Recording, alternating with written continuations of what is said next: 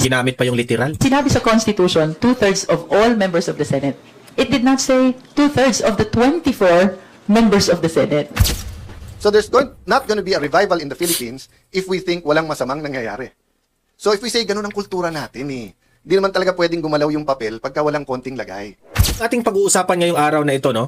Pero bago ang lahat, guys, paki-like, paki-share muna sa mga nanonood ngayon. At sa mga hindi pa nakasubscribe, subscribe na po kayo kasi libre lang talaga ang mag-subscribe sa YouTube. Updated pa kayo sa mga trending natin na mga topics. Narito ang Balitang Pinoy TV. Ito na po nga yung ating sinasabi na ang problema ng bansang Pilipinas, kung meron pong naggaling-galingan na lawyer, lawyer man, congresswoman ka pa, pero naggaling-galingan, pero kung tutuusin, wala ka namang alam sa batas. Ang pinag-uusapan ko dito ay si Congresswoman Luistro. Okay, kung saan nagmamagaling siya dito sa impeachment trial ni BP Sara patungkol po sa nangangailangan sila ng 2/3 votes. Okay? Mahirap talaga yung naggaling-galingan yan ang pag-usapan natin Itong sinabi niya. Tapos, ang tanong ko sa taong bayan, saan tayo maniniwala? Dito kay Bobong Luistro? O dito kay Hilario Davide? Kasi meron po akong ipapakita sa inyo na past na mga videos ni Hilario Davide Jr. kung saan ipinaliwanag po ang 2/3 na votes, okay? Well, when it comes to impeachment. Alam naman natin, itong si Winnie Munsod, galing sa programa niya, bawal ang pasaway. 'Di ba? So syempre, itong Chief Justice ba ito dati, 'di ba? Si Hilario Davide. Syempre, dito tayo maniniwala. Ang bright nitong taong ito, tapos siya na mismo ang nagsabi na members of the Senate, okay? Members of the Senate, kahit nakakulong, kahit nakatago, basta members of the Senate, 2/3 po. And that is 16, mismo ang sinabi ni Hilario Davide. Itong si Luistro, halik siguro ito sa puwet ni Erwin Tulfo sa Bendalo. Nakakatawa itong babaeng ito Lawyer ka na niyan sa mga sinasabi mo. Mamaya pag-usapan natin itong si Hilario Davide may ipapakita tayo. At ipapakita rin natin na itong si John Vic at si Senator Joel having a good time. Yung mga paldo-paldo na mga selfie nila. Paldo-paldo selfie. Papakita natin yan mamaya. At panoorin rin natin itong latest na sinabi ni Senator Alan Peter Cayetano. Kasi po, yan ang problema natin sa Pilipinas itong administrasyong Marcos, ang problema sa kanila, hindi sila sumusunod sa batas. Kung maalala mo, yung panahon po ni former President Duterte, yung administrasyon ni Duterte, yung mga tauhan ni Duterte, pati si Tatay Digong, pati yung mga ahensya ng gobyerno, pati na ang House at saka yung Senado, very particular on the rules, very particular on the Constitution of the Philippines, very particular po sa batas ng Pilipinas. Parang ngayon, sa administrasyong Marcos, parang wala lang sa kanila ang mga konstitusyon at batas. Bendalo is the problem. Kaya nga sabi ko, nakakatakot po itong ginawa ng administrasyong Marcos. Itong mga pinagsasabi ni Luis, nakakatakot. Kasi magiging useless na po ang batas natin, magiging useless na po ang konstitusyon natin kung kaya rin namang palang ibendalo. Yan ang problema. Okay? So, yan mainly ang ating pag-uusapan ngayong araw na ito, no? Pero bago ang lahat, guys, paki-like, paki-share muna sa mga nanonood ngayon. At sa mga hindi pa nakasubscribe, subscribe na po kayo kasi libre lang talaga ang mag-subscribe sa YouTube. Updated pa kayo sa mga trending natin na mga topics. Okay? Ayan, So, simulan na natin ang ating banatan. At unahin muna natin itong sinabi ni Congressman Luistro.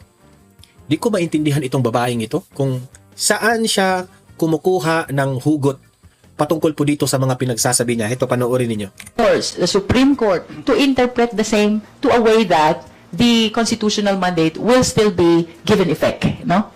Just like nowadays na may discussion tayo about how many is the threshold, how many is the quorum, and then we are able to see the doctrine in Avellino versus Cuenco. So I think these decisions came up because during the time they also anticipated things like this, no? Things which we are encountering right now. Basta sa akin lang, let us anchor our interpretation to the mandate of the senators. Are you still representing the interests of the Filipino people? If the answer is no, then the threshold must be reduced. Tingnan If you mo. want Tingnan mo talaga itong babaeng to. Ibig niyang sabihin, ang interest raw ng Pilipino ang uunahin. Itong House of Representatives, pinagpipilitan nila na marireduce na po yung sinasabing 2/3. Okay? Hindi ako naniniwala sa kanya kasi sino ba siya? Di ba? Sino ba siya? Ito, tingnan nyo ito ha. Tingnan nyo ito. Yan. Former Chief Justice Hilario Davide Jr. on impeachment trial. Okay? Chief Justice ito dati ha. Sobrang magaling ito. Wala na po itong a constitutional expert with unparalleled credential po itong si Hilario Davide. Sabi ni Hilario Davide, 2/3 will be required to convict. Kung sino man ang pinapa-impeach, nangangailangan po kayo ng 2/3 ng mga senator judges para ma-convict o ma-impeach ang isang government official kagaya ni VP Sara. The Senate will need, makinig ka ha, Luistro, the Senate will need 16 to convict. In other words, since there are now 23, ito yung panahon nila Davide ha, since there are now 23, the vote of 7 would be enough for acquittal. Pakinggan mo yan? So, kung meron na pong nakabotong 7, acquittal na yan, diretso na yan. So, alangan naman, maniniwala tayo kay Luistro. Siyempre, dito tayo maniniwala kay Hilario Davide. Sino ba si Hilario Davide? A constitutional expert with unparalleled credentials. Member, 1986 Constitutional Commission that drafted the 1987 Philippine Constitution. Sila na yung naggumawa nito. So saan tayo maniniwala? Maniniwala tayo dito sa bendalo na Luistro na ito? O sa taong gumawa nito sa isa sa mga gumawa dito sa konstitusyon na ito? Igago pala ito eh. 20th Chief si Hilario Davide, siya po yung 20th Chief Justice of the Supreme Court. Presiding officer in the impeachment trial of President Joseph Estrada in the year 2000. Sabi ni Winnie Munsod, bawal ang pasaway, Maring Winnie. Maring Winnie, ano na? Maring Winnie, baka nakalimutan mo ito. Di ba? Ito, panoorin natin ang video nito. Baka akala ninyo, fake news tayo. Ito, panoorin ninyo. As again, 2/3 will be required to convict. So in this particular case, 2/3, the basis will be 24, not the existing 23. It should be 24. The Senate will need 16 to convict. Okay. In other 16. Luistro, 16. 16. Isa ito sa mga gumawa sa konstitusyon ng Pilipinas. Siya na mismo ang nagsabi ha. Tapos ngayon, ikaw yung magaling. Ikaw yung tama. Yan ang problema natin eh. Sometimes yung mga pinagsasabi natin, napapahiya tayo eh. words, since there are now 23, the vote of 7 would be enough for acquittal. Di ba? The vote of 7 will be enough for acquittal. So, Luistro. Anong sinabi ni Luistro? Pakinggan natin ulit yung sinabi ni Luistro ha, para mapahiya siya. Ay nako, yung babaeng to. If you want to be literal, no? Ginamit pa yung literal. Sinabi sa Constitution, 2/3 of all members of the Senate. It did not say 2/3 of the 24 members of the Senate. Na-imagine that one? Bobo. Gusto niya, it did not say 24 of the members of the Senate. Alam mo ba yung system of government natin? Sa ibang bansa kasi, hindi nyo na yan dapat banggitin kung ilang senador kayo. Kasi sa ibang bansa, meron pong mga senador na umaabot ng 50 plus. Okay? So, hindi mo na dapat banggitin yung 24. Kung sasabihin mo, all the members of the Senate. Bakit? Si Bato hindi ba miyembro ng Senado? Bakit si Jinggoy hindi ba member ng Senado? Tanga! No? So I think Tanga. Yun ang masasabi ko. Kaya na, itong babae ito, pahiya siya dito eh. Si dating Chief Justice Hilario Davide na ang nagsasabi niya na, isa sa mga gumawa ng ating konstitusyon. Pahiya siya dito. May iba naman tayo. Kasi pahiya na si Luistro doon eh. Heto yung paldo selfie. Tingnan nyo ha, itong dalawang pasaway na government officials. Tingnan nyo ito. Matapang, matatalino, walang takot. Paldong-paldo, no? Matatapang, matatalino, walang takot. Matatapang. Di ko lang alam kung bagong video ito or nakaraang video na ba ito. Pero tingnan nyo naman, gaano sila ka-close. Matalino, walang takot. Anong masasabi nyo, taong bayan, sa mga audience ko sa Don Mar TV? Mag-comment na lang kayo ha. Anong opinion nyo dito? Okay? Ayan, si John Vic Remulla at si Joel Villanueva. Paldo Dance, the Paldo Dance. Ayan, mag-comment kayo. Ayaw kong mag-comment dun eh. Okay, ito. Panoorin natin itong ito yung dapat nating pakinggan. Meron pong utak, bright boy, very humble pa, no? Ito, si Senator Alan Peter Cayetano po. Ito yung ang tunay nating pakinggan. So there's not going to be a revival in the Philippines if we think walang masamang nangyayari. So if we say ganun ang kultura natin hindi naman talaga pwedeng gumalaw yung papel pagka walang konting lagay. Di ba? Ganun talaga tayo. Ito, kalma lang itong senador na ito, pero kung makapitik, grabe. Whether franchise yan, whether business permit yan, building permit, kailangan may pampadulas. Kotse. Kasi yan ang problema natin sa Pilipinas eh. Pera-pera na lang po ang usapan. And that's the real truth. Yan ang reality na nangyayari sa ating bansa ngayon. Kung may pera ka, nasa taas ka. Kung wala kang pera, magtiis ka. Yan ang reality. Magdusa ka. Dadaan ka sa tamang proseso. Pero kung may pera ka, ang dali-dali lang. Hindi gumagalaw pag walang gasolina. Di ba? Squeaky wheels need some oil. Lalangisan na. Kaya nga, nung panahon ni former President Duterte, nagbago yun eh. Biglang yung mga mayayaman, equal na lang sa mga mahihirap.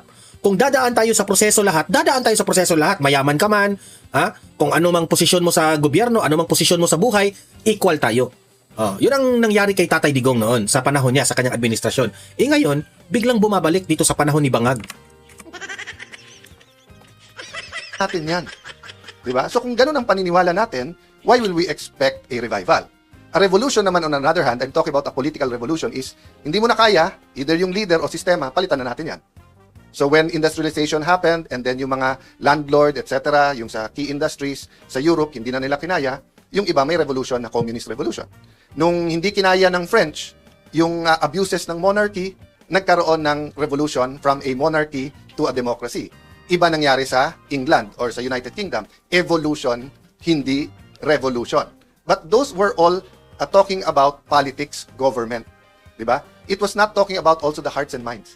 So the EDSA revolution was, pardon my percentage, but probably was an 80% a political revolution. Diba?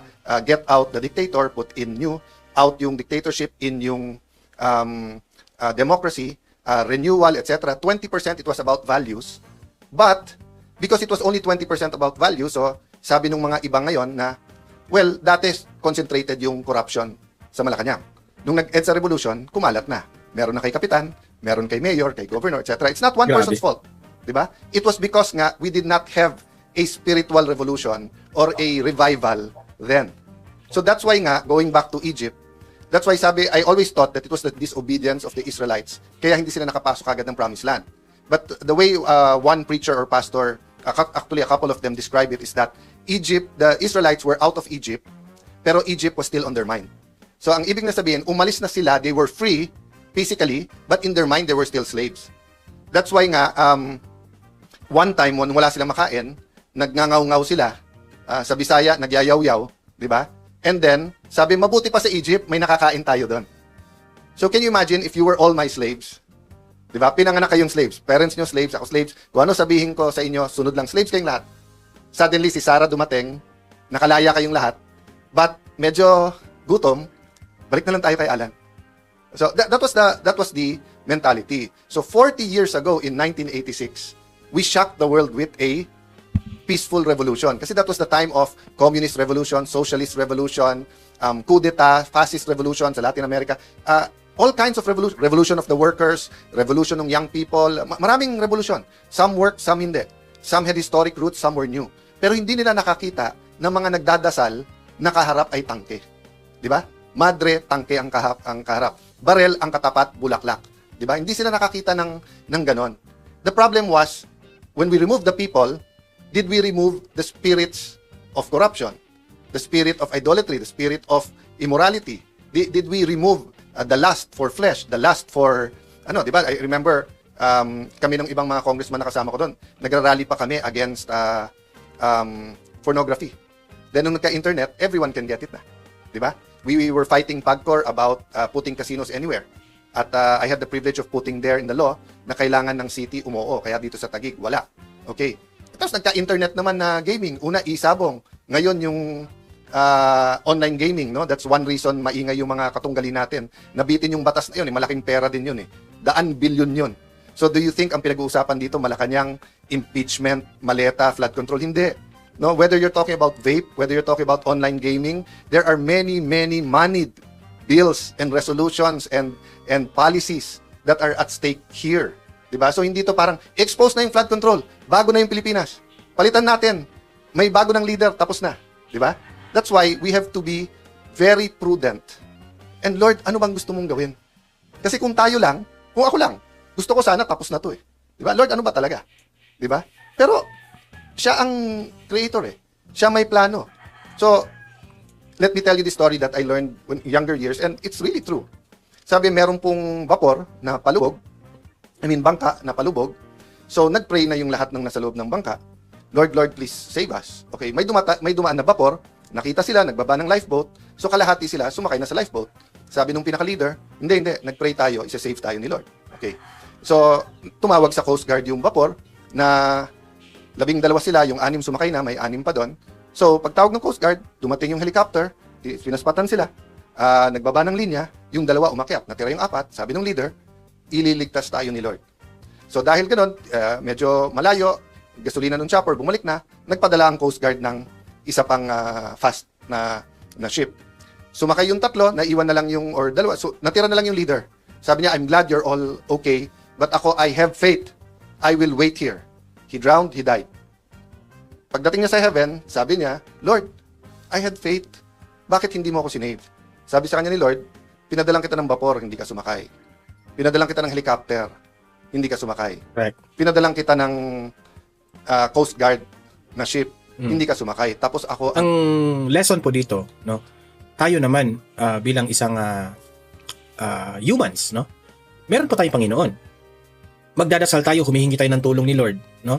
Pero hindi naman siguro lahat na bagay ay iaasa natin kay Lord. Nandyan po si Lord para tulungan tayo. Okay? Pero dapat kumilos rin tayo. Yan ang point dito sa sinabi ni Senator Alan. Sisisihin mo, di ba? So when we pray for something, we have to also ask God, ano ways mo, ano thoughts mo? Correct. So I have no doubt that even before the Commonwealth, Filipinos have been praying. Today, birthday ni Dr. Jose Rizal, our national hero. And again, just talking about judging people and yung sarili natin bias. Alam niyo naman, may group kaming sa Senado. And this was a discussion, so spontaneous to, hindi to parang pinag-isipan, Nagkukwentuhan lang, tapos sabi ng isang senador, that's one battle, let him have, but there's a war, and we will win the war, etc. Kasi truth, ganyan. So, 2 minutes later, dun sa battle, sumagot si Senator Robin Padilla. Ito sabi niya, when Rizal explored the idea that a chaotic revolution of the oppressed merely turns them into the next oppressor, he was warning that changing the masters of a country does not change the system of tyranny. If a people are granted freedom before they are morally and intellectually ready to handle it, they will simply recreate the same corrupt, abusive cycles they overthrew. Okay? So, unless expert si Robin sa AI, but even then, kasi it was like 2-3 minutes, sumagot siya. So, 2 lessons sa akin doon. One is the content itself, that we have to be ready. So, kung ang trabaho natin ngayon is to ready people, di ba? Then, so be it. Let's embrace kung ano ang trabaho natin kay Lord sa panahon ngayon. Di ba? You think I didn't want a different kind of leadership as Senate President? Di ba? When I first became a congressman, nangyari yung issue kay President Erap, then Hello Garcia, etc. You think I didn't want a more normal... I wanted to be a builder rather than a disruptor. Di ba? I wanted just like in Taguig, di ba? Na nakita nyo na 20 years ago, Taguig saan yun? Di ba? 20, 30 years, then suddenly, ganito. Di ba? That's what I enjoy. Right after this, meron meeting sila Lani on urban farms. I wanna join that. Kasi I know there's gonna be a problem sa food and prices of food, and I think we can do something. Doon ako nag-e-enjoy sa ganon. Pero, his ways is different. His thoughts is different. Di ba? Pero sabi niya, sir, hindi, dapat nagli-lead ka. Hindi natin call yun. Call ng Panginoon kung saan tayo lalagay at ano ang kailangan nating gawin. At hindi natin call kung helicopter, vapor ang ipadala sa atin. 'Di ba? Kaya nga, nung isipin niyo po when everyone was rejoicing after May 11, nung nangyari tayo, everyone nakakampi of course, saying Senate President ka na, making plans. Yung isang bishop, si Bishop Oriel, simple lang sinabi sa akin, Alan, two things ha. Number one, kahit mag-isa ka na lang natira. Sabi ko, hindi, Bishop, hindi ako nag-iisa. Hindi, sinasabi ko lang sa'yo, kahit mag-isa ka lang, tuloy mo yung laban, ha? Kasi pag in-appoint ka ni Lord lumaban, huwag mong isipin kung sino mga kasama at hindi. Basta't lumabang ka. Okay.